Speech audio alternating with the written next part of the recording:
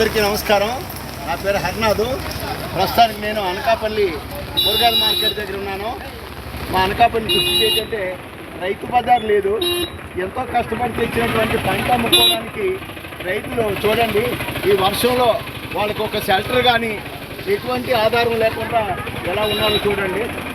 జిల్లా అయింది, అనకాపల్లి జిల్లా అయింది, ఎంతో అభివృద్ధి చెందిందని చెప్తారు.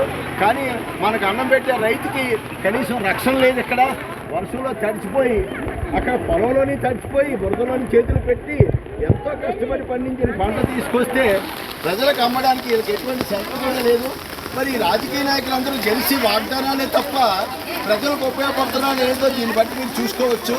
చూడండి, ఒక పక్క వర్షంలో అక్కడ పొలంలో తడిచి ఇంకా బెండకాయలు, ఆనపకాయలు, కాకరకాయలు ఇవన్నీ కూరగాయలు తీసుకొచ్చి ప్రజలకు అమ్మడానికి వస్తే కనీసం వాళ్ళకి ఒక షెల్టర్ కూడా ఏర్పాటు చేయలేని రాజకీయ నాయకులు మనం గెలిపించుకుంటున్నాం అనడానికి ఇది ఒక రకమైన ఉదాహరణ.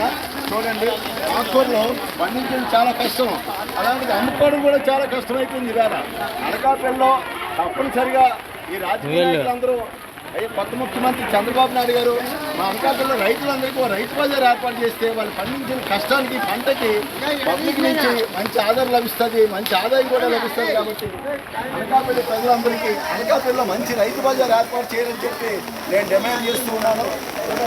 రైతు కష్టాలు చూడండి, చెప్పుల వరకు కూడా అలా తడిచిపోయి మొద్దైపోయి ఉన్నారు. మరి వీళ్ళకి జ్వరాలు వస్తే, వీళ్ళకి ఏదైనా జరిగితే వాళ్ళ పరిస్థితి ఏంటి? వీళ్ళు సంపాదించిన డబ్బు హాస్పిటల్లో డాక్టర్ గారికే సరిపోతాయి. మరి కుటుంబాలు ఏం తింటాయి? రైతు కష్టపడుతున్నప్పుడు రైతును ఆదుకోవాల్సిన బాధ్యత ఉంది. అంతేకాదు అనకాపల్లిలో కోల్డ్ స్టోరేజ్ కట్టమని ఎన్నోసార్లుగా గవర్నమెంట్ డిమాండ్ చేశాము. అయినప్పటికీ కూడా కోల్డ్ స్టోరేజ్ నిర్మాణం మీద ఏ రాజకీయ నాయకుడు కూడా మనసు పెట్టలేదు. మరి ఇలా వచ్చిన పంట అమ్మకం కాని పక్షంలో కోల్డ్ స్టోరేజ్లో దాచుకుంటే రేపు ధరలు పెరగకుండా కూడా ఉండడానికి ఉపయోగపడుతుందని కూడా ఆలోచన లేదు. మరి ఏదో మేము గెలిచాము, ఏదో 5 ఏళ్ళు ఉన్నాము, ఎంతో సంపాదించుకున్నామని తప్ప కష్టపడే రైతులు మాత్రం పట్టించుకునే నాయకులు మాత్రం లేదు అన్నది ఇది క్లియర్గా మనకు కనబడుతూ ఉంది. కళ్ళగైందనా చూడండి, ఈ చిన్న వరకు సుమారు 300 మంది చిల్లర రైతులు వర్షంలో తడిచిపోయి ఉన్నారు, తడిచిపోయి అమ్ముతున్నారు. కొనేవాళ్ళు లేరు. కానీ వాళ్ళు కష్టపడి ఈ బజార్కి తీసుకొచ్చి ఈ సరుకులన్నీ పెట్టారు. పనిపోతే పోయింది, కనీసం తడిచిపోకుండా ఉండడానికి షెల్టర్ కూడా లేకుండా పోవడం చాలా బాధాకరంగా ఉందని చెప్పి మేము డిమాండ్ చేస్తూ ఉన్నాం. నమస్తే.